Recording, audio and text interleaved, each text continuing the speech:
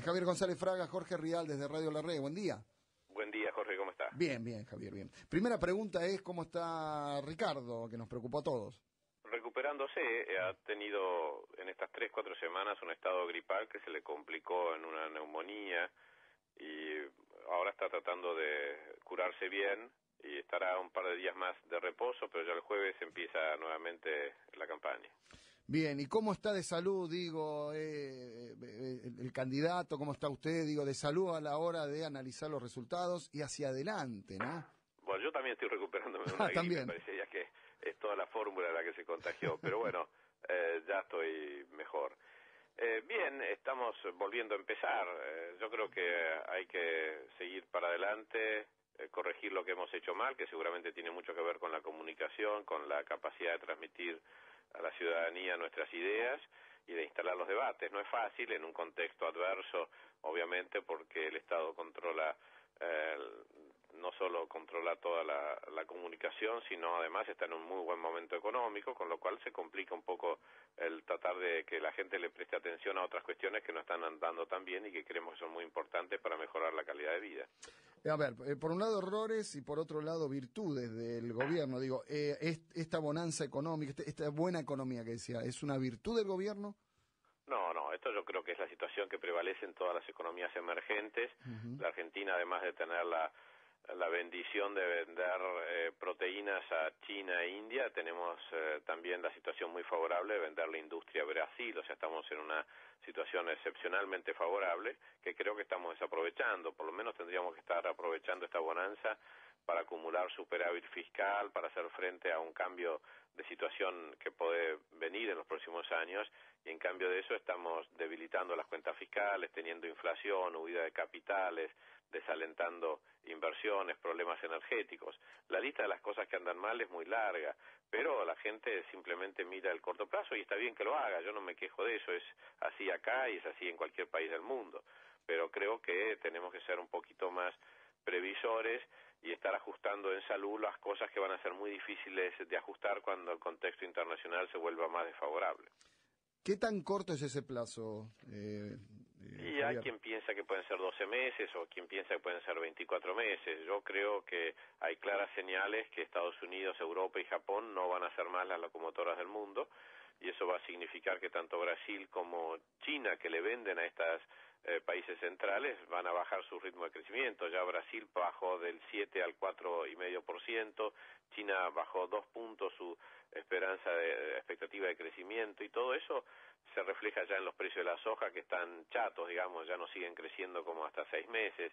Y esto es un tema que es preocupante, no para alarmar, a mí no me gusta alarmar y no soy apocalíptico en estos temas y no voy a usar, digamos, mi prestigio de economista para crear ventajas políticas, no es mi estilo, pero sí, lo vengo diciendo hace muchos meses, tendríamos que estar bajando la inflación, fortaleciendo las cuentas fiscales y tratando de atraer a la inversión, sobre todo en materia energética, que es el gran drama. La Argentina va a tener este año un déficit de más de 5.000 millones de dólares en el intercambio de combustibles, y esto es un tema que se va a agravar, porque obviamente nadie está hoy invirtiendo en Argentina en exploración y explotación, porque no es rentable. Entonces, creo que tenemos varios problemas que atender, pero obviamente el común de la gente no tiene por qué saber de estas cosas.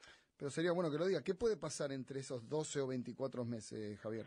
Y puede pasar que la Argentina entre en déficit comercial y déficit fiscal. Si la soja sigue, aunque la soja siga a 500, o sea, pero sí, deje de subir, eso nos crea un problema muy serio, porque significa que los ingresos fiscales de la soja en términos reales van a estar estables, entonces, en términos nominales van a estar estables, lo que significa con una inflación del 25% que van a caer. Como hay creciente necesidad de subsidios porque no se ajustan las tarifas, esto crea un dilema muy grande al gobierno, va a tener que empezar a devaluar si quiere mantener la solvencia fiscal.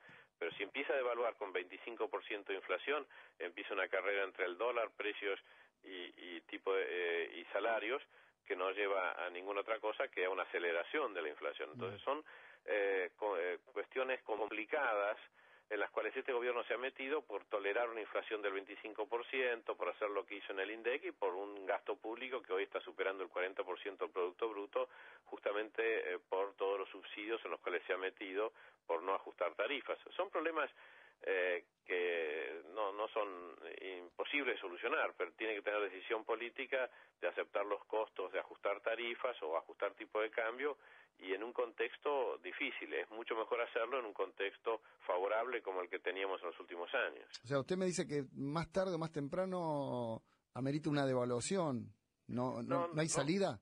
No querría decirlo así. Yo digo, si la soja deja de subir, el gobierno va a tener que elegir entre tener problemas fiscales y tener que recurrir a más emisión monetaria o endeudamiento, o tendría que corregirlo devaluando. Son opciones. Yo no digo que tenga que elegir la de la devaluación. De hecho, nosotros no estamos de acuerdo con tener que elegir la devaluación. Nosotros estamos de acuerdo con fortalecer las cuentas fiscales de otra manera para poder realmente hacer frente a una situación desfavorable. Yo creo que todavía en salud, todavía con una economía que crece, podemos ajustar el gasto público para fortalecer nuevamente las cuentas fiscales y de esa manera hacer frente a lo que serían menores ingresos producto de las retenciones. Esto creo que es el planteo correcto.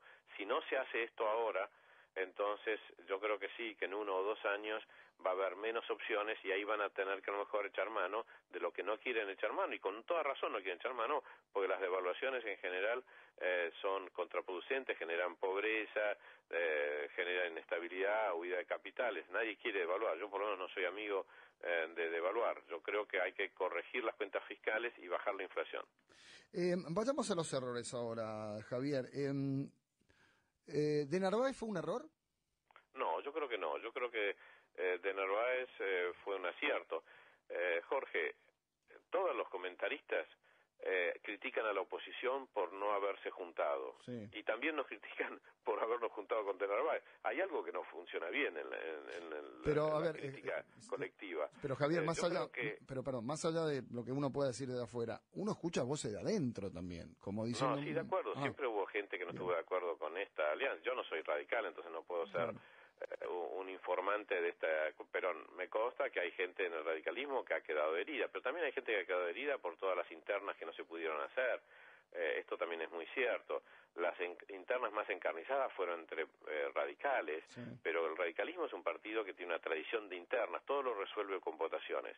Pero como la reforma política que hizo Néstor Kirchner puso un poco endiabladamente las internas a 2 meses de la general, ¿usted se imagina que hubiésemos estado hasta el domingo 14 peleando si Cobos, Sanso o Alfonsino, si los gobernadores? O sea, hubiera sido un desastre, todos los demás partidos en campaña y nosotros peleando a ver quién eran los candidatos. O sea, yo creo que estas internas hay que hacerlas 6 meses antes, por lo menos. Así se hace en Estados Unidos, así se hace en otros países. Pero bueno, el que hizo la reforma política es Néstor Kirchner, no un radical.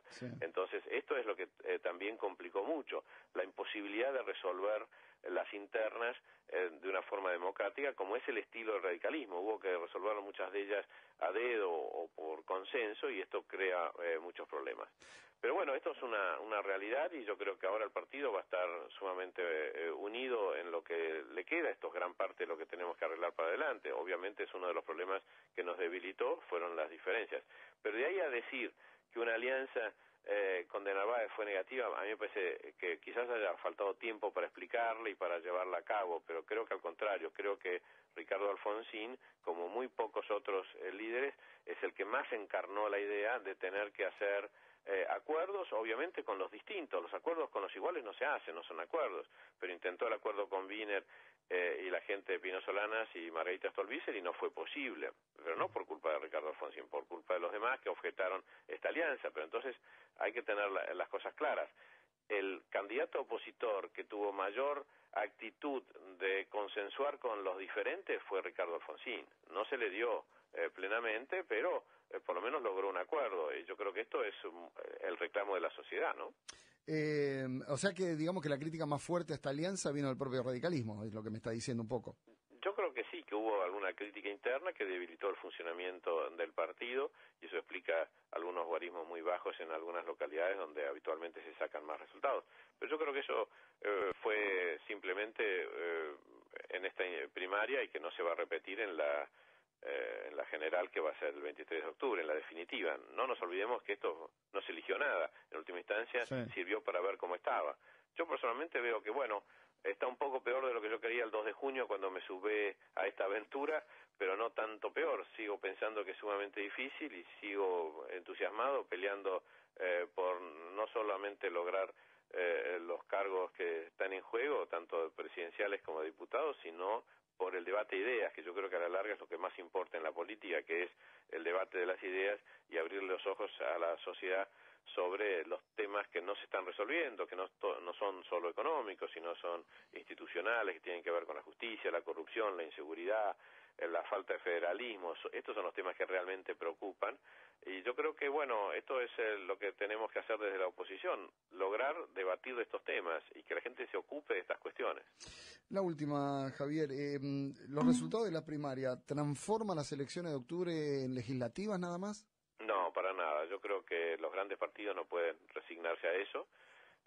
Se trata de pelear, aunque haya enormes dificultades, por supuesto, de ganar, pero se trata de pelear porque el tema pasa por las ideas y no solo por los factores de poder. O sea, yo creo que es muy importante el debate de ideas y tratar de mejorar los canales de comunicación, que seguramente no hemos logrado hacerlo bien hasta ahora, porque también escucho de comentarios que no ha habido propuestas. Sí. Si alguien dice que no ha habido propuestas es porque no hemos sido capaces de explicarlas, porque uno se mete en la página web de los partidos y no solo hablo del radicalismo, sino realmente ha habido una enorme cantidad de propuestas. Nosotros hemos hecho una enorme cantidad de propuestas, pero a la gente no le interesa, y a los periodistas tampoco les interesan las propuestas. Les interesan más bien las cuestiones estas que son más de detalles, si estamos peleados, y qué vamos a hacer acá o allá, o estas cuestiones. Y entiendo que sea así, yo no me quejo, no critico que esto sea así, pero cuesta instalar un debate sobre las propuestas, y por lo tanto es más difícil de aceptar la crítica que en la oposición no ha logrado plantear las propuestas. Esto es un tema que tenemos que revisar. Javier González Fraga, muchas gracias por este tiempo que nos brindó. Le mando un abrazo. Gracias, Jorge, un abrazo. Adiós. Javier González Fraga, candidato a vice